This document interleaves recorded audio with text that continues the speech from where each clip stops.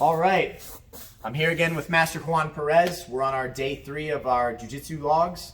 Last class we taught a back mount series. We taught how to attack the neck a little bit more effectively, how to shut our opponent's defenses down, and then we also learned how to attack the arm. So if we can't get their neck, we still want to be able to beat our opponent in some way. I made an analogy last class where I said, like, you're learning pieces to a picture that you don't fully see yet, but the idea is every time you learn a piece of the puzzle, you need to figure out how does that fit into your game. Mm-hmm. How can you take that piece and blend it to something else? So was there anything in the last lesson that you in particular that you noticed with your game, or that you think maybe people at home would want to address before we move on to our next lesson? Yeah, I noticed that when I hold your hand right on my side ribs, so I was just trying to use the strength on my wrist and my forearm, and I was trying to hold it. But then I was thinking today that you probably you clamp your hand right the elbow, and you use that to compress the hand also. So that makes 100% big deal. Absolutely. What Master Perez is referring to is if you watched our last video, when you're on the back and you're attacking the neck, your right hand, if you were attacking the neck, is your offense, but then you need your other hand as like your defense, or to shut down their defense. It would still be an offensive tactic. So when you have your opponent's back, people notice that when I control this arm, right, I have a very good ability to hold this arm. I very rarely lose this arm while I'm attacking the neck. I can keep people's arms significantly. And what Master Perez is talking about is, at first he was just trying to pull it into my body. But then when I moved, it's hard to hold that arm. But when you pull it into the body and you clamp with all your body, I'm going to do the same motion I just did. It's so much harder. So it's learning how to maximize our strength that makes us more efficient grapplers. If you just try to hold something and you don't use the rest of your body, if I use more of my body, my back, my chest, I'm going to make you lose the battle. But when you learn how to compound your strength, 1, 2, squeeze, chest, I just did the same thing. I can't even make his hand budge. And while I'm trying to fight this arm free, he's still strangling me. And that's why a lot of times high-level jiu-jitsu practitioners, they feel extremely strong. And it's not really that they're that much stronger, right? Although they've developed tendon strength, they've developed squeeze, they're also much more efficient. They're using many muscle groups to accomplish something, so it makes them feel overbearing. Yeah. So, anything else? Another thing is, at the same time you're compressing here, you pressing my foot down, my bicep, the trapped arm, yes. Arm, and you using the 3 leverage points that it feels like, oh, I'm in deep. You just feel so helpless. Yeah. Absolutely. What he's talking about is, if you watched our series last time, we trapped the opponent's arm with our leg, we took away their arm with our arm, and then we're attacking their neck. So we've shut down their 2 main ways to keep themselves alive, which is using their arms. And from that point, we're then creating leverage from each advantage that we have to make them feel overwhelmed, to shut their defense down until we get the submission. Okay, so if you didn't watch that video, please go back. Backmount series, it was the second class we taught. Start there and then build from that point. Today's class, we're going to focus on keeping backmount. And I'm going to show a ton of different options. Well, hopefully not too many, or we'll be here 5 hours. But I'm going to show you many different things that you can do to stop your opponent from escaping. So anytime I build a series, or I build, a strategy for myself, for my students, I always try to start with the fundamentals. I try to think to myself, if I was to take a random opponent's back in a match, like I don't know Master Perez, I don't know his game, we met in the tournament for the first time, or just a stranger, what is the most likely thing that he's going to do? I like to start with that. Okay, because if I can't defend what the highest probable option is for my opponent, they're going to use that every time. If every jiu-jitsu school in the country teaches 1 escape, I need to know how to shut down that escape first. And then if there's another escape that they use as a second, then you want to think about it like a chain, right? If you're a boxer, until you can learn how to deal with a jab and throw a jab, you need to start there. You don't need to worry about how do I deal with the power hook that catches me every once in a while, okay? So I'm going to start with probably the simplest aspects, and then we're going to work up from that point. Okay, so let's start with this. So when I have Master Perez's back, the most common escape that you're going to see taught in jiu-jitsu schools around the country, and probably one of the oldest escapes in the book is, and we'll do this super slow. If you at home don't know it, we'll make it make perfect sense. It was the one that I initially taught you, where when he gets his hands on my hand, he props his left foot up. If you've watched our previous videos, this is important. If you don't know why, please make sure you do that. It's always, the foot is gonna come up, he controls your arm, and look at master press. He's already facing me. His next goal is to lay to the side that I wanna strangle him on, and he puts weight on the choking arm. What that does is it makes it very difficult for me to be able to, he could let go and just look, and I want to strangle him, but to strangle him, I have to lift him up and then try to get around his neck, which is very difficult. And he's then doubling up his defense. He's keeping his weight on my leg.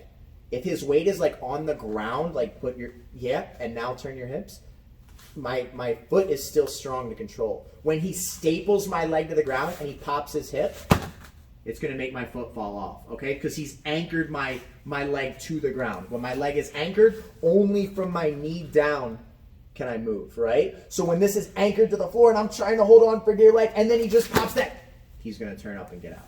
Does that make sense? He's either going to spin into the guard like you just saw, or he's going to go over the leg and end up in side control. And then I've lost that fight, okay? So what we're going to start with is, if that's the most common defense that you're going to experience, we have to shut that down first, right? We have to know the second I take my opponent's back, what should I be doing? Okay, so I'm going to show you probably 1, 2, 3. I'll show you 4 different options in the video today. And I might not go as far in depth as I could with them to keep it shorter, but just think of it like a step-by-step process, okay? So our number 1 goal, the second I take my opponent's back, I put in a proper seatbelt, I get here like this, is if I know he's most likely gonna wanna do what he just did, as soon as I take the back, I'm gonna pull him to the side that he does not wanna be on.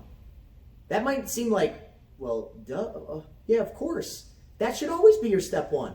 You shouldn't have your step 1 line of defense to be, okay, when he goes to that escaping side, this is what I'm gonna do. Your first option should be, don't let him get to that side. The moment you take your opponent's back, you should be here.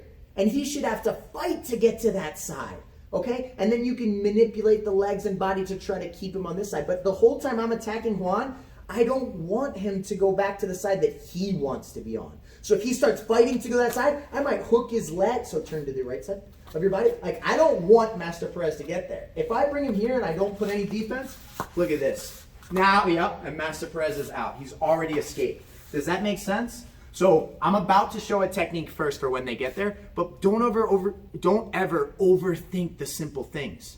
When you take someone's back, if you know they have a higher chance to escape on that side, or they're most likely wanting to go to that side, get them on the side they don't want to be on, right off the bat, okay? And if you and your opponent were training together, or you and your partner are training together, practice doing that. You practice keeping them on the side that you want them on, and have your opponent practice getting to this side, okay? And every time they're able to accomplish that, just try again. You'll improve your proficiency with that. So now I'm not going to touch on that anymore. There are ways to be a little more successful, but that's not what we're going to focus on. We're going to focus on, Coach, what should I do when they are always able to get to the side? Maybe he's got that leg detail perfect. As soon as I took his back, he's already got his leg propped up. It's going to be very difficult for me to get Master Perez to that side. Does that make sense? He already has his post, and he already knows his job.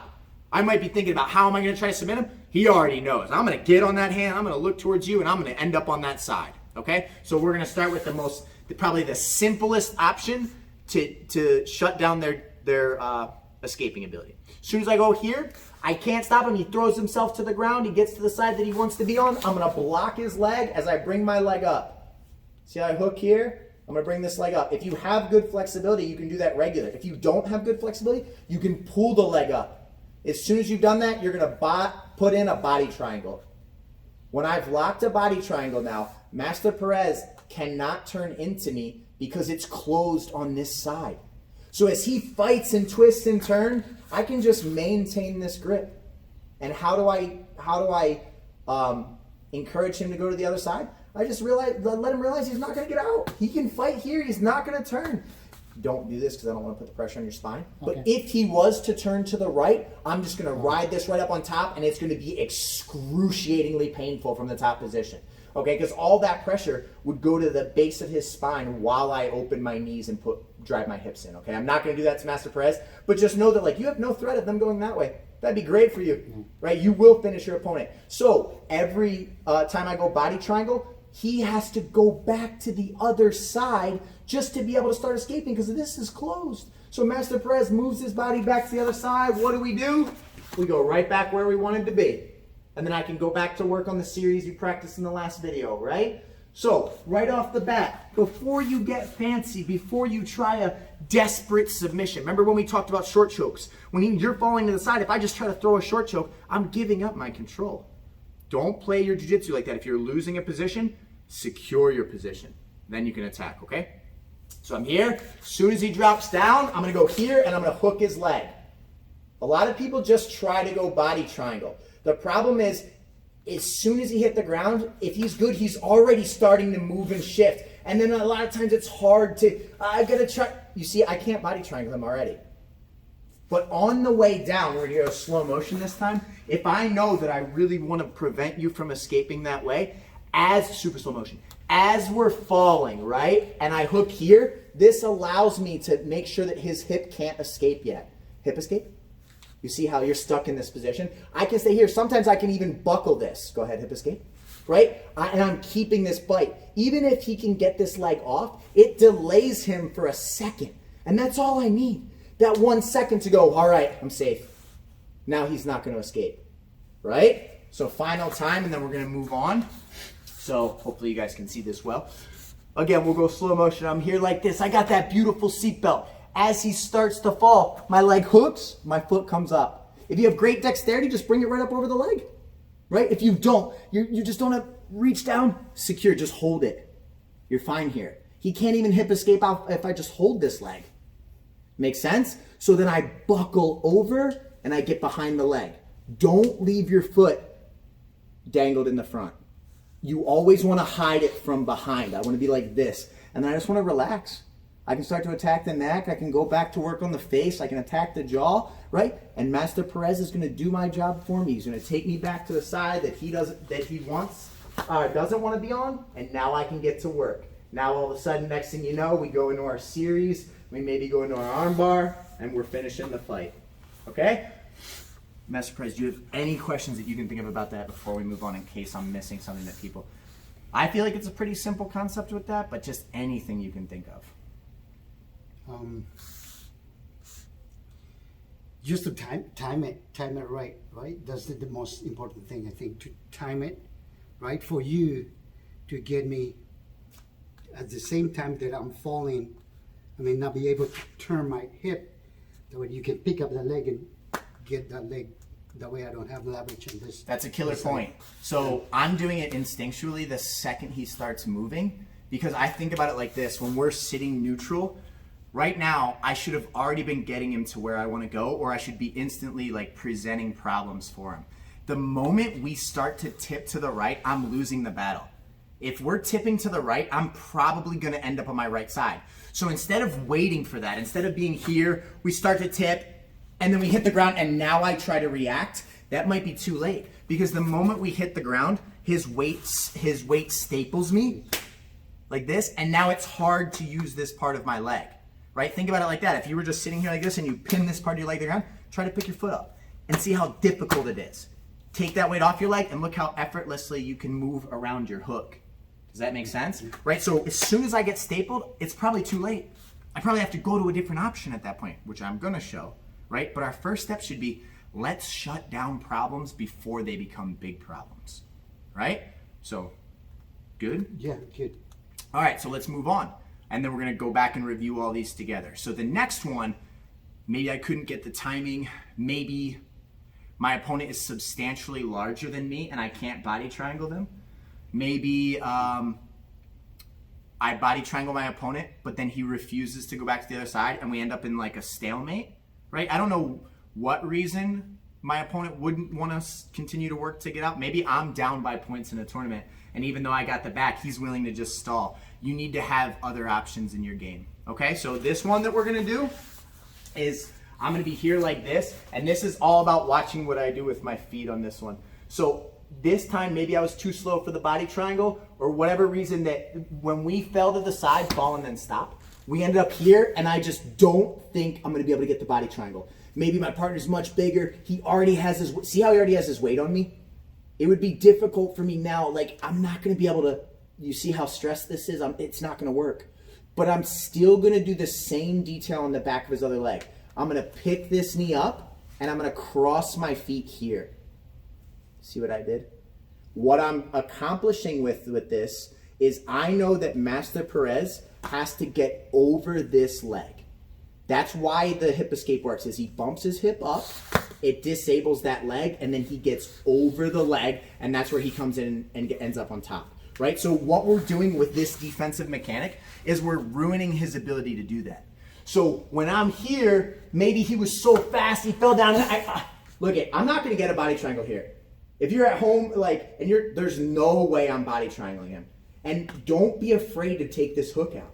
A lot of people leave this hook in. You're desperately losing this position.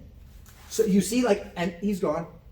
So the second you recognize that he fell there, I hook this leg.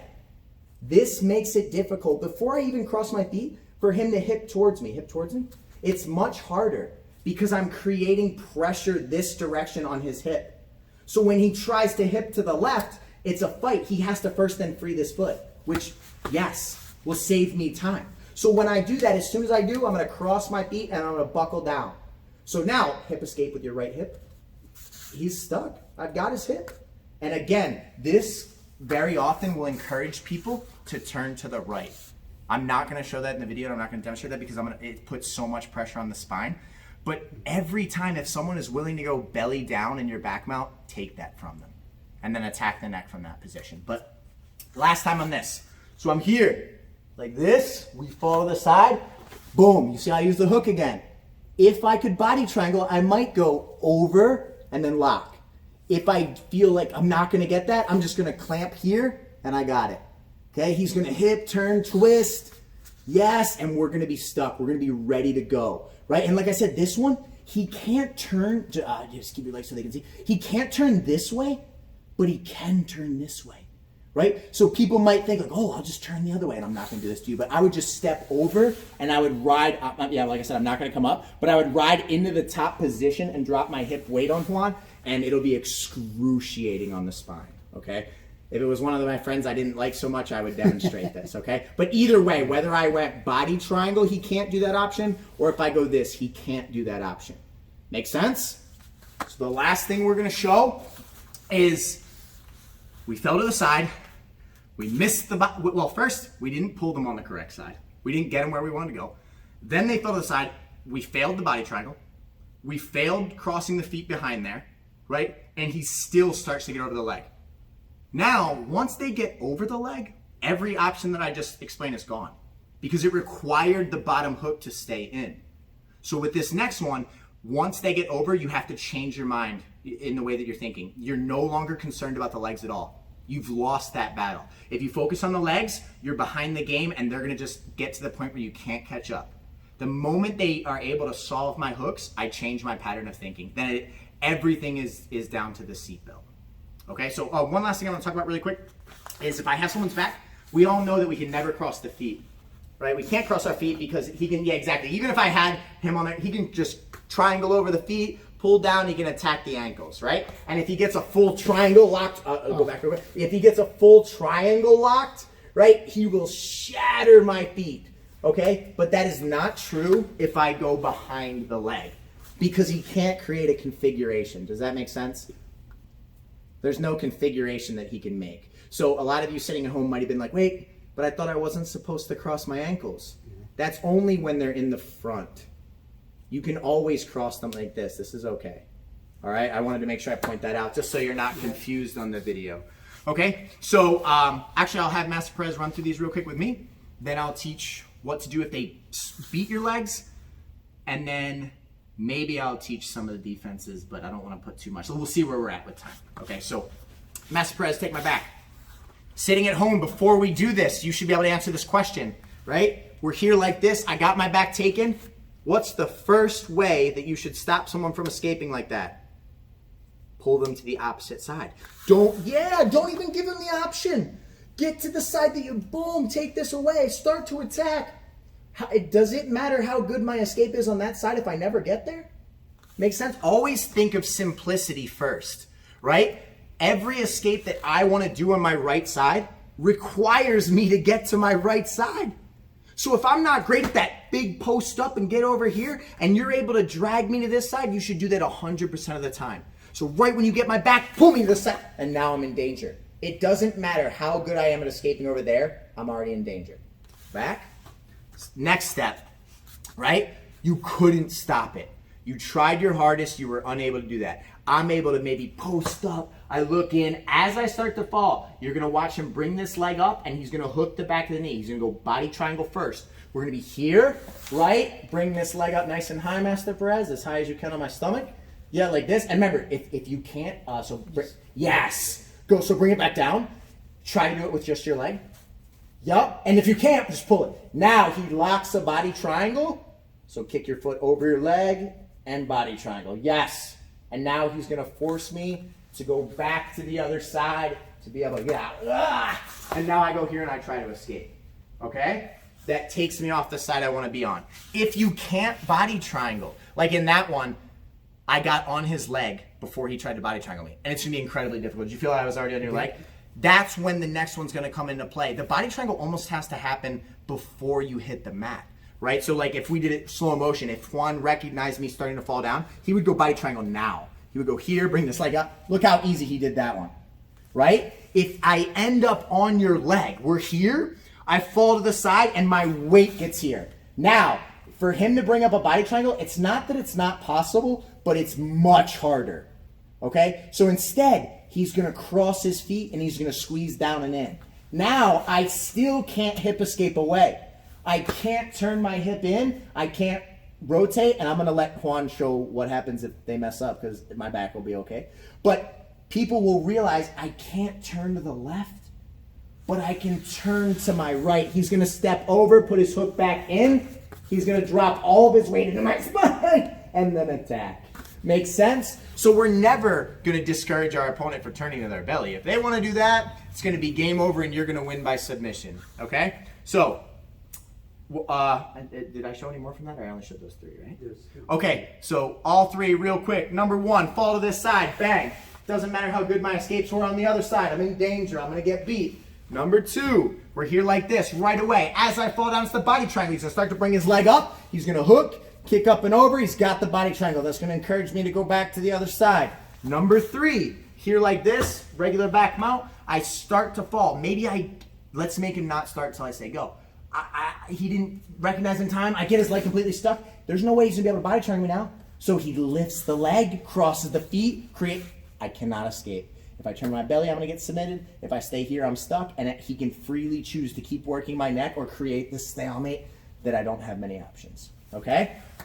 Next part of the video. Oh, actually, is there any questions during any of that you feel that you want to go over?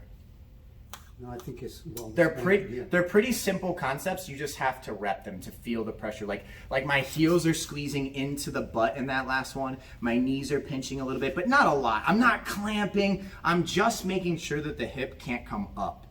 If the hip can come up and get over my leg, that's where I get into danger, right? And on the body triangle, like I said, if you have good dexterity of your foot to be able to bring it up, just bring it up. If you don't, it's okay. Just reach and grab it. Grab it and just pull it up, and then just lock the body triangle, okay? And if the person's much larger than you, you're not going to be able to do that, so prepare to do the second one. Don't waste your time trying to body triangle. Just go straight into your other one. All right, so what we're going to talk about now is, regardless of those three options, I tried to pull him to my left, I tried to body triangle him, and I tried to lock behind his legs. He's too good. He shut every one of those options down. He was still able to get over my leg. What do we do? There's a retaking procedure with the seatbelt that everybody that likes back mount should have mastered. Okay, so I have Master Perez's back. First of all, you have to create a good seatbelt. If you have a seatbelt like this will never work. 100% of the time, you'll fail this next technique that I'm going to show you. You need a proper seatbelt. You need to be buckled up nice and tight. Look at my hand here. I'm buckled up, right? Wherever he goes, I go. But Master Perez is great. He realized, I go there. I tried to body triangle him. I tried to hook his leg. He got over my leg. This is where this becomes crucial. The moment, let's turn a little bit so they can see you. Okay, the moment we get here, the only thing I care about is keeping this arm trapped. If I let any space between, If I allow any space between his shoulder and my bicep, shoulder, chest, and he's able to tuck that elbow to the mat, he's going to escape. But if we are in the same spot and I keep that gap tight, go ahead, turn towards me, right? I still have the seatbelt. He then has to start hand fighting me, right? He has to try to break the seatbelt, but that's going to give me time. A good seatbelt is difficult to take apart. Take that apart. Fight, fight, fight, fight. It's going to give me time, right? You might not be able to hold it forever, but it's going to buy me a window. So what I do is, as he's hip escaping, he's moving, he's fighting, I'm going to keep my seatbelt, watch my right leg. I'm going to swing my right leg and sit up. I'm going to put my left hook in first. And as I fall to my left, I'm going to put in that 3-part attack. I'm going to go right under the neck, right on the arm, and I have my foot up ready to trap his arm immediately. We're not going to just go here when we get there, because then instantly he's going to try to escape. We want to give him threats.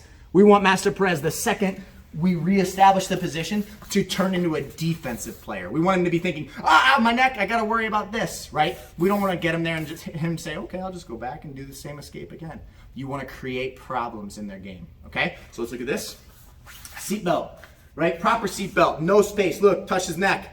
Here, got him, right? And not like this on my hand. Don't have your whole hand. Yeah, he's going to work to break it. I'm going to be here like this, fight the hand. I'm good. This grip is annoying. It's difficult to break. Right? He's really good. He falls to the side. We're here like this. He hip escapes out. He hips. Keep hipping. Keep trying to turn in. Can you turn in? No. No. Regardless of how far, even if his body go ahead and get far away from me. Look at how far apart we are. As long as I don't allow Master Perez's arm to tuck, I'm going to bring my right leg. I'm going to swing and immediately threat. Look how far away his hand is. Can it save him? No. I start to apply the choke. He has to either tap or he has to defend that hand. And if he grabs that hand, what are we going to do? Exactly what we did in the last video. We're going to tuck it down, and then we're going to finish. Make sense? One last time. Okay.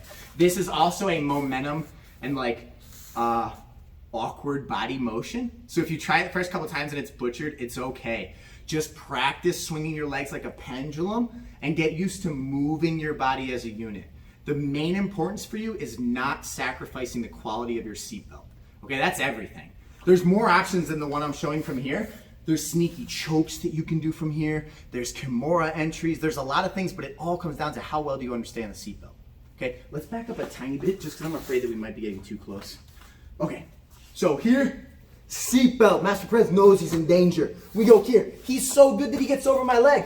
Look at this. I don't want to sit here and waste time. So I see people sometimes trying to go here. Just let him think that he's out.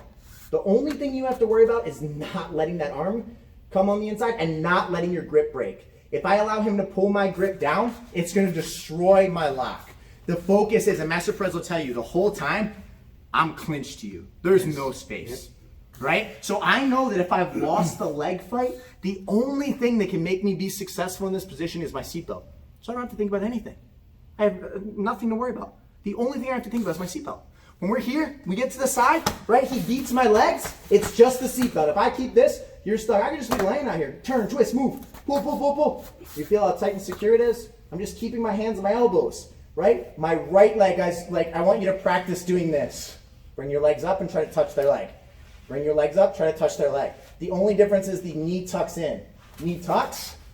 Here. Do we just start to put our hooks in and attack? No, we instantly go left hand, left leg on the neck here, start to attack. He goes to defend the hand, swing, trap, and that's where we finish people, right? So it goes from they were almost out, he was about to escape, to instantly there's danger in the game. He's being overwhelmed on his neck, his arm is being trapped, his body's being manipulated on the side that he doesn't want to be on, and it comes together very quickly.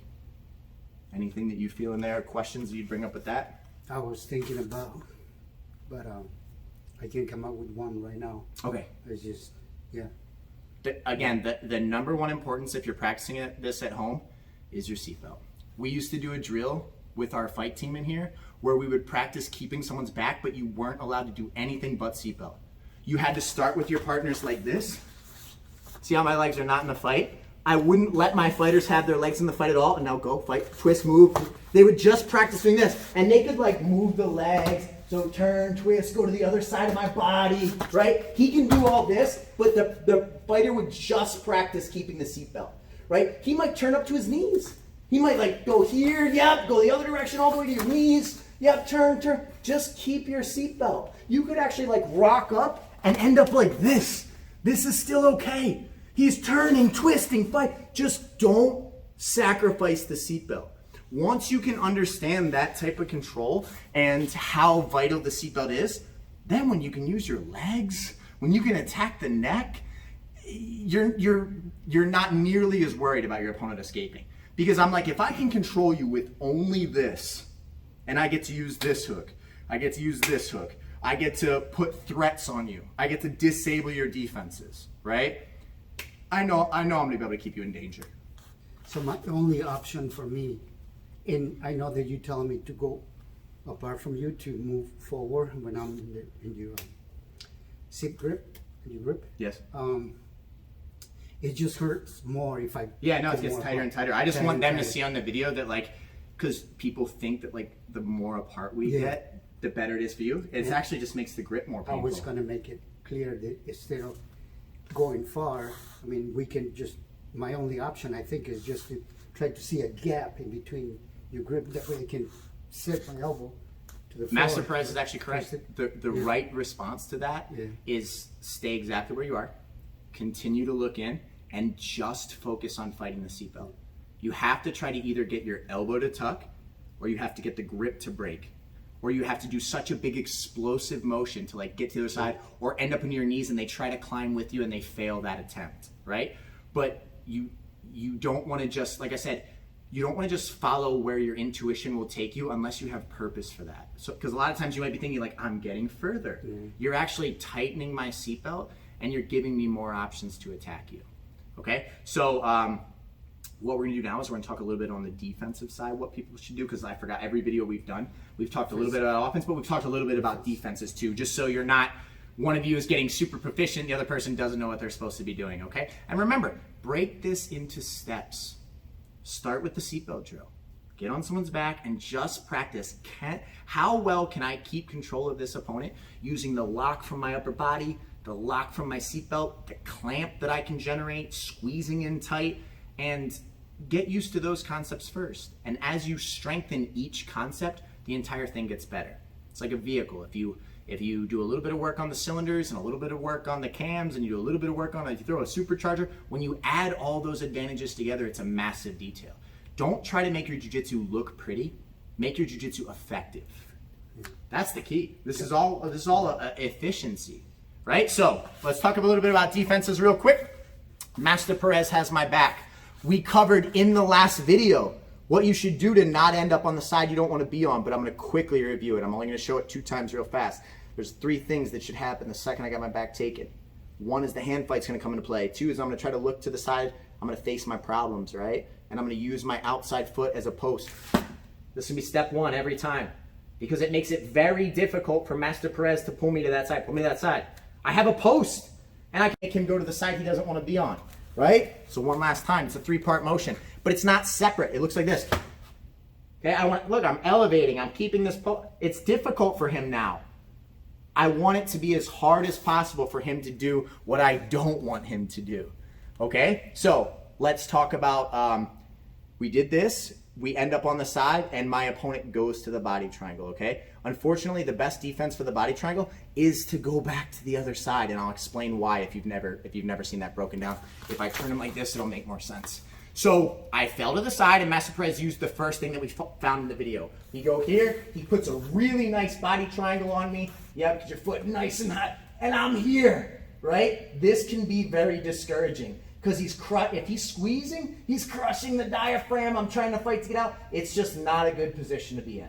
So I want to get the foot back on the ground, and one of 2 things is going to happen. Either when I start to walk away to bring him to that side, yep, see how he unlocked it? He's going to unlock it, and then I'm already free from the body triangle. Or if he doesn't unlock it, I'm going to be careful with your ankle. Go ahead, lock up the body triangle. Let's say he refuses to unlock it. Do you have it? Yep. Okay, so he refuses to unlock it. When I go to the other side and he keeps it, I'm going to drive that hip into the ankle, and it's going to be putting all the pressure. Do you feel that? Yep. All the pressure of my hips is creating like a foot lock attempt on Master Perez. Now, most people will unlock it at that point, but sometimes your foot actually gets stuck. Yeah. You can't pull your foot out Yeah. because it's being wedged in, okay? Yeah. So you have to understand timing for this one. If I start to go to the other side, very, very often, high-level grapplers will let go of their body triangle before I get there. He did it right away. Master Perez actually, he had a great body triangle on me, and it felt like, this is crushing my diaphragm. But the second he felt me start to come up, look at that. If I just fake the come up and then I just go back down, I'm going to trick him. Because Master Perez knows his goal, we're going to do this ultra slow motion, and don't unlock right away. Give me like a half a second. So when we start to go here, he's like, oh no, he's going to get out. See how I felt the pressure change? I'm going to throw my weight back down onto the leg. And now all of a sudden, body triangle me again? You can't. So you have to understand that timing to make it make sense. And that's where you start tricking people, right? Because in his mind, he's just doing the right thing. We fell to the side, he went body triangle, it worked out great, I couldn't escape, right? But then his coach or whoever he learned jiu-jitsu from told him that like the body triangle can't go foot to the mat because it's gonna create an ankle lock. So I just make him start to think that I'm going, and then I fall right back to the exact same side. And then I can work to get over that leg. Does that make sense? Right? Now, you have to learn the feel of that. Some people will let go the second your leg comes up. Some people won't let go until you're in the middle position. But the moment they start to unhook that body triangle, that is your window. That's when you gotta go. Okay, so let's talk about the second one or the third one that we covered. First one would be when we fell to the side. Is we dropped to the side, and Master Perez went with the hook behind my leg, this one. This is a completely different problem because there's no body triangle involved. I can't attack the ankles like I would if he crossed his feet, and I can't lift this hip up. And I am never gonna go this way. If I go that way, he's gonna attack my spine. So first of all, I wanna stay on fighting the hands, but while I'm protecting myself, I wanna bring this leg up and I wanna try to step on the lock. Sometimes I have to bring my foot, but my goal is to open the lock and then just lay on the leg. Once I have my weight on the leg, he can try to recreate that lock or anything he wants. It's lost at this point. Do you feel how it's lost? Yep. Go back, right? My goal from here is I want to step on the foot. Look how I never step on the toes because the toes can bend. I want to step on the ankle. Or even the other leg is okay. But here, as soon as I kick, don't kick and then try to move because he'll just relock it. Yeah, stuck. When I kick, I turn my hip. Now, relock, he can't. Does that make sense? There's these little nuances in the game that make such a big difference. Okay? The last one we covered was going out. We're going to break that down real quick. So, Master Perez had a beautiful seatbelt, super, super tight, right? I got to the side, and I was so quick and effective at this. Master Perez went for those, and like from here, Master Perez knows he can't win that battle. You can't bring your leg up, like he's lost this battle. So if I continue to try to walk away, this is actually going to get tighter and tighter, and now all of a sudden he's in great position.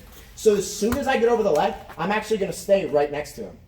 The more I go away, the stronger or the more discomfort that's created on the grip. My focus here, I always want to be looking to tuck the elbow, but I can't do that if he keeps good pressure. So my only focus is just peeling the grip. Peel the grip, peel the grip. As soon as the grip breaks, then we're out.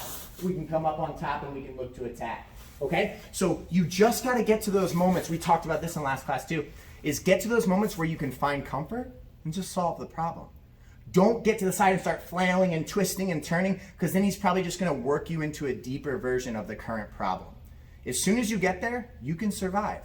Take a breath, relax, feel him being ready to attack, and then solve the problem. All right? So, unless we didn't cover anything else, right? No, that's it. So real quick, number one, to not end up on that side, boom. Number two, body triangle. Goes here like this. He makes a nice lock. Remember, we're going to trick someone with this, okay? And my hands aren't on his hands just so I can be, when I talk, I do this a lot. But as soon as I start to go over and I feel that, whoop, there it is. I'm just getting that reaction. We go back, he locks behind, right? What do? My foot steps on the foot. I try to always focus with pressing with my heel. My feet don't push real well like my toes, but I use my heel. Like I'm going to throw a side kick, right? And I'm going to step, but I'm not stepping to unlock it. I'm stepping to pop my hip. Once my hip is here, he can't, there's nothing. I'm not worried at all, right? right? I was able to solve this, but he's got the seatbelt. The more I walk away, the tighter the seatbelt gets. So instead, I'm going to actually squeeze my lat down, right? If I allow this to be up, look at this arm is, you feel how tight that is, Warren? Yep. When I squeeze this lat down, the same, you didn't change your grip, squeeze tight. You feel the difference? Yep. I'm disabling a lot of that good pressure. This is the problem by using my lat and back to bring this down. That can bring this hand into the fight. Then I'm going to attack the top hand and I'm going to try to peel. Like I'm trying to use my body. If you do this, you will not be able to break this grip if they have a good grip. If he's squeezing tight and I'm doing this, he'll laugh at my attempt. But when I use all of my back to pull the way that I did in the other move and I go here, Master Perez doesn't want me to break that grip, but I'm going to be able to break free. Make sense? So again, just like when we talked about taking the person's arm from us, we want to use all of our strength like we're trying to crush that thing down, right? I don't want to pull with get off my neck. I want to use every bit of leverage. Like I'm going to do the strongest pull-up I can, right? I'm not trying to like move an object. I'm bringing my entire body into the fight. Anytime you can do that, you'll have a higher success rate, okay? So I'm going to show Master Perez doing the escapes. We're going to do it super slow. If he thinks of anything at any point, he's going to bring it up with me. And then you know what? I always promised I would teach you at least one submission on a video. So I'll show you a seatbelt choke, which is if they move away from you, and then we'll wrap this one up. Okay? So Master Perez, you're going to do it. And if you feel at any point any questions, just feel free to ask. So Master Perez, I want to pull you to your left side. Yes, you got it. Boom. It's not happening. Right back up. Second one. This time I go to the body triangle on Master Perez. We go to the side, bang. Here, body triangle. What is he going to do? He's going to bait me by starting to turn back. I unlock. Yes, he's going to escape. This time, I lock here, and I think, oh, I've got him now. He's going to look where his heel goes. That's vital. Look at where he's stepping with his heel. And if you notice, move your foot for just a second. Notice how my feet aren't out. I'm even trying to make it hard. I turn my feet like this, so there's not like a good spot to push. But he's using his heel so well that he can kick. As soon as he kicks, he just turns his hip. Now look, because this leg is pinned, I can't move it. If you just break the feet, so if he steps on my foot and gets it to break, but he stays there, I'm just going to kick it back up and I'm going to go right back. He's going to break my grip and I'm going to kick it back up and I'm going to go back. And the whole time I'm going to be trying to strangle you. So as soon as you get that break, watch his hip. Now there's no way. I already lost the fight. Okay, and like Master Perez said, we get here, he gets over my leg. The more he turns away from me, the tighter it's going to get. So he actually wants to stay right next to me. And now watch this left arm squeeze down. When I have his arm, go back real quick. I actually tried to not let him pull his arm down, squeeze really tight down. And look, now there's a much looser grip. And then both hands double up on the hand and he fight. And he's going to break free and turn out. Does that make sense? Hopefully everybody at home, we've broken these down extremely well and you can understand why each step is vital. I could go a little bit more into detail with squeezing and stuff, but I don't want to keep you on 2-hour videos. So anyone that watches these videos, it's our goal to just educate you and help you become the best grappler possible. If you don't understand any certain squeeze, twist, movement, or more importantly, if you don't understand the why, always ask me. Reach out to me, James Gray on Facebook, Juan Perez, please ask us. The better you understand the why behind the information, the better the students you'll be and the more you can appreciate the jiu-jitsu we're teaching you. Mm-hmm. Yeah. Next one is one submission. Yeah, the seatbelt? Yeah. Okay, I just didn't know if you had any questions or... Just one thing that we need to focus on. As soon as you release that... The hook? The hook. Yep. You have to put your weight on this leg. Otherwise, like you said, I'm going to instantly go back. I actually do that to people constantly. Yeah. Like people will figure out over time that when I play that hook, if they step on my feet, they can try to break it. But all I do is as soon as I feel them get their foot in position, I draw a little circle and I go right back. And then they step on this one, I draw a little circle and I go back under. And then a little circle. And then during this time of me doing this, I'm attacking the neck the whole time. So the second I get that separation, like Master Perez said, the fight's not here anymore. The fight's right here. So second there's separation, the leg moves. Because if I can staple this, like I showed earlier in the video, push down on your leg and try to move your foot effectively. Take pressure off your leg and look how easy you can move your foot around to be attacking. Make sense? Got it? I gotta stop saying makes sense because I'm so used to teaching a jiu-jitsu class that normally that's where people respond with me. I'm just talking to an inanimate object. Okay, so like I said, we always promise to show one submission. So I'm gonna show you what's called a seatbelt choke. And a lot of people forget about this choke. And this is extremely dangerous because you don't need to change anything from your initial grip. Most submissions require you to manipulate your arms in a fashion to attack the neck or your legs, right? You just have to have a good understanding of the seatbelt and you can actually choke somebody out with this. So it's very, very effective and it creates a little bit of a crush. So you get the beginner panic taps and then you also get blood choke taps for the people that don't panic. Okay, so last one, right? I have Master Perez's back. I placed that really nice seatbelt. Look at my right elbow. I'm gonna stress that to you guys every video. You do this, you already don't have a seatbelt, you already don't have a back mount, okay? 1, 2, here. I allow Juan to do the escape. I make my opponent think he's getting out. Now, when he goes here, he doesn't want to move away from me. So if you watch my left foot, I'm going to tuck it in, and I'm going to kick Juan just a little bit of distance. That allows me to bring my hips back behind him, and I'm going to press forward with, I'm going to press forward with my right shoulder. That gets tight really quick, doesn't it? Yeah. As I drive in and squeeze. This is incredibly sneaky, and I didn't change anything from my initial grip. The key to this is being able to move your lower body well, because I have to create a hook on his body, and I'm just almost like trying to kick him away. Not far, but just enough that when I walk my legs away from him, I can end up behind his body, right? Like I'm in a sprawl position. And then you can't really tell what I was doing in the video, but as I pull down with all of my body, like not like this, like we sweep. As I pull down, I'm gonna drive my shoulder forward because my shoulder behind his head makes his head do this. And since the choke is positioned here, the more I crunch, the more effective the squeeze is. If you just pull, you're not gonna finish this. Yeah, and it's nasty. Yeah, it's really, it felt like it's gonna, you're like, oh, I'm gonna break my neck, right? It's a shocking squeeze the first time you feel it because nothing took place that was different from just the seatbelt. Right? So it's a very, very, very good tool to have up your sleeve. This is extremely high level jiu-jitsu because you don't learn this until you're further along in your path. But if you can take little clips like this, master your fundamentals and have something like this up your sleeve, if you have an amazing seatbelt, you already have an amazing seatbelt choke. You just have to know it. The reason we don't teach things like this to beginners is their understanding of the seatbelt is so poor that your choke is going to be poor. Make sense? It's not going to work. Yeah. Absolutely. Because we don't keep as tight as you do, experts do. Yes. Right? So I'm going to show it one more time. Master Perez is going to show it one time. We'll call it a day on the video. Okay? So here, remember, seatbelt, touches, here. Do this, you'll never get it. Put your hands in the chest, you'll never get it. Here, like this. Look, we're locked. Him and I are one person. We're stuck. I'm like, hey, you're not going anywhere, buddy. Right? We go down. As soon as he starts to hip escape over, look at where I put my shin. I don't want to be here because he might not want to move away from me. Some people will. They will try to run from you, but we don't want to beat some people. We want to beat everybody. Okay? My shin goes here. I'm going to kick him just a little bit so I can back my other leg up. Do you see that? I hear like this, and I'm going to walk my leg back so I can turn his body. I'm going to try to let you guys see what I'm doing to Juan here. Look at where my head is. I'm going to press, and it's over. And for him to break this grip is incredibly difficult, and I just start to pull, and it's done. Seatbelt choke, finished. You don't have to change anything. Sneaky jiu-jitsu, my friends. Yeah. We'll have Juan do it one time to me for a little bit of payback. Okay?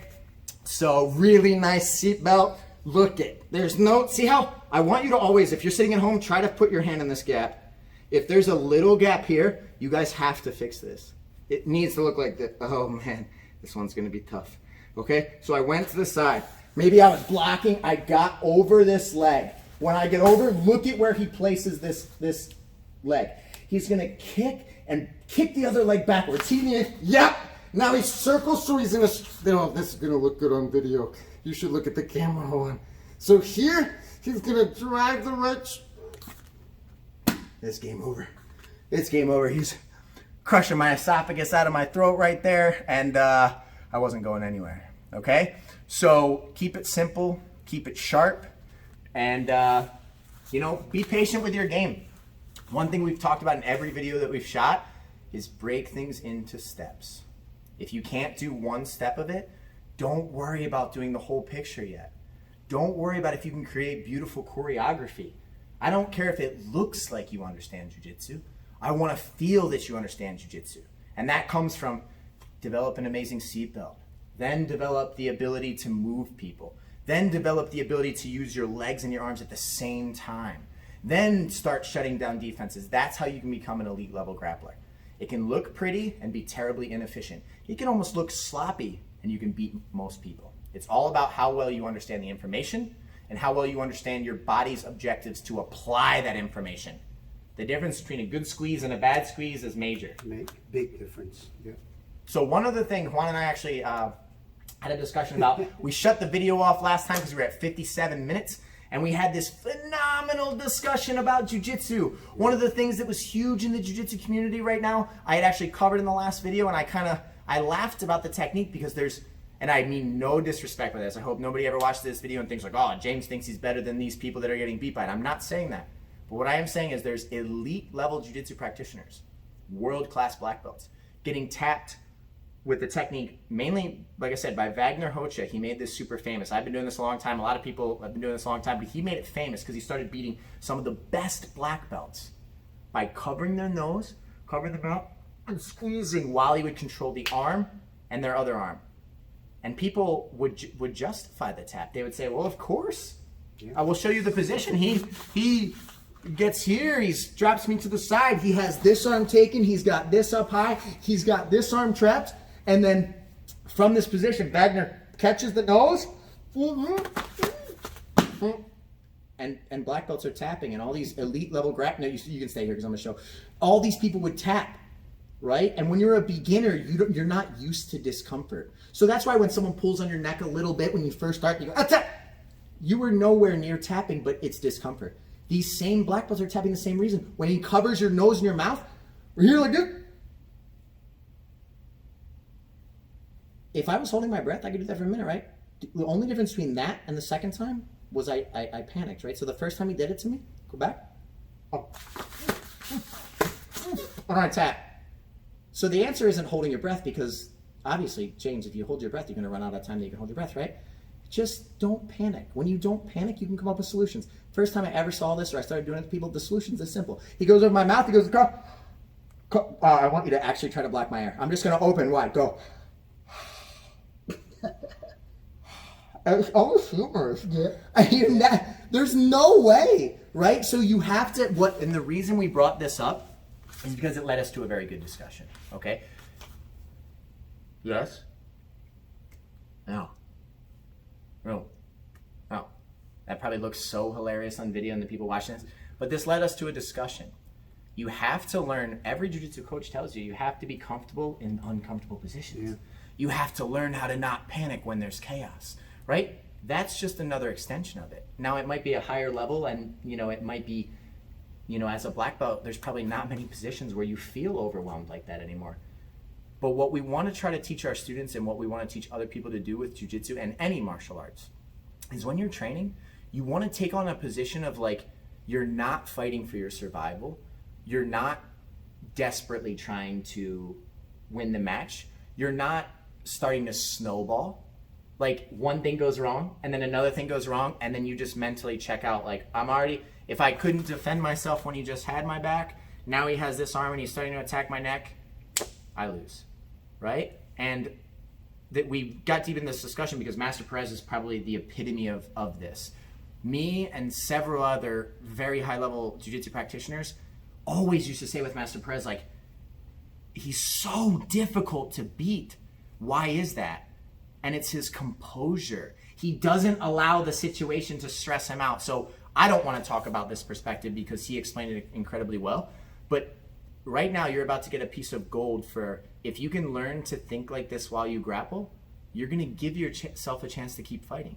The moment you mentally check out because of stress, because of pain, because of discomfort, because the person's higher level than you and you just accept that you're going to lose, you stop learning, you stop observing, you just allow, right? So Master Perez, where did that composure initially come from? Because even when you first started jiu-jitsu, when you were a brand new white belt, it's not because most people come in and they might develop that composure. Yeah. You always had that. How did you have that? Since the beginning, when I started training with you, I was just open to put myself in situations where it was uncomfortable. Though I can learn, okay, if he gets me in this position, what's next? He's gonna go. I was open minded to learn the art, right?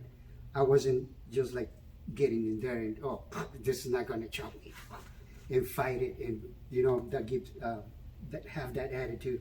I was just open to learn, to see, okay, from here, he tips me over, what he's gonna do after, and I just relax. I'm not in danger. Even sometimes when you guys were choking me, I was just like, I can breathe. Yes. I mean, I can control, and I was just like, okay, what's next? What's his next step, or what I need to do here?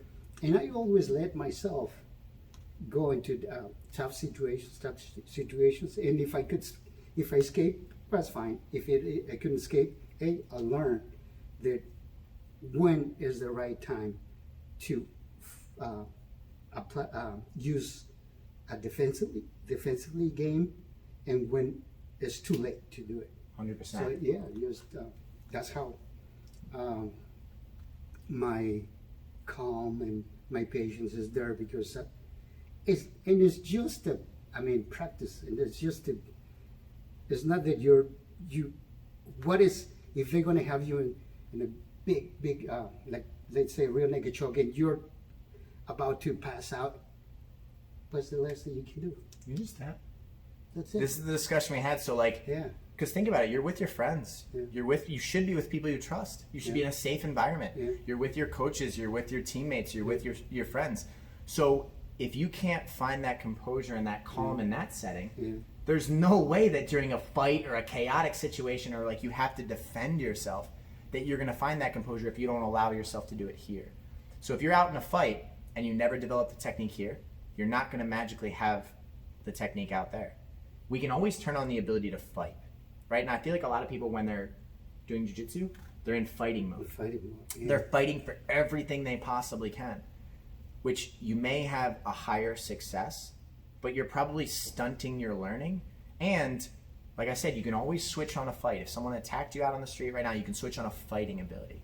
But you can't just magically acquire a technique that you didn't take the time to learn because you were too focused on, like, oh, all right, he's got me start over, or, I can get out of here. Master Perez is somebody that, like I said, it's one of the things that I believe was most noticeable about his game is you couldn't stress him out. I've had Master Perez in situations where my choke is not 100% perfect on a blood choke, but I feel like I have him dead to rights, and 99.9% of people would have already tapped, and he won't give it to you. He won't. And not only will he not give it to you, he's not even stressed out. He's hanging out and enjoying himself, trying to find out, can he actually finish this, or am I going to be able to survive? If you can learn to think like that, I promise that's a lesson that what this discussion might be significantly more important than the techniques that we showed today. Creating that mindset of a growth mindset. I'm just here to grow. Every time I grow, I'll be more successful. Every time I'm more successful, I'll do better the next time, right? If you can have that growth mindset, there's nothing that's going to stop you from going as far as you'd like with jiu-jitsu. Further than me, further than Juan, as far as you want. If you're willing to dedicate yourself and study and be a student, you can be successful. Cool. Thank you for being with me again, Master Perez. Thank you guys for tuning in. This is our third part. And again, if you didn't watch our first one on, the basics of attacking from the back and our first series that we showed, go back and, watch those, and these things will be even more useful for you. So thank you again. Scorpion Fighting System, Michigan Institute of Athletics, Brighton, Michigan. Every martial art, fitness, anything, come see us. You get a free week, and we're here to help. So thank you guys.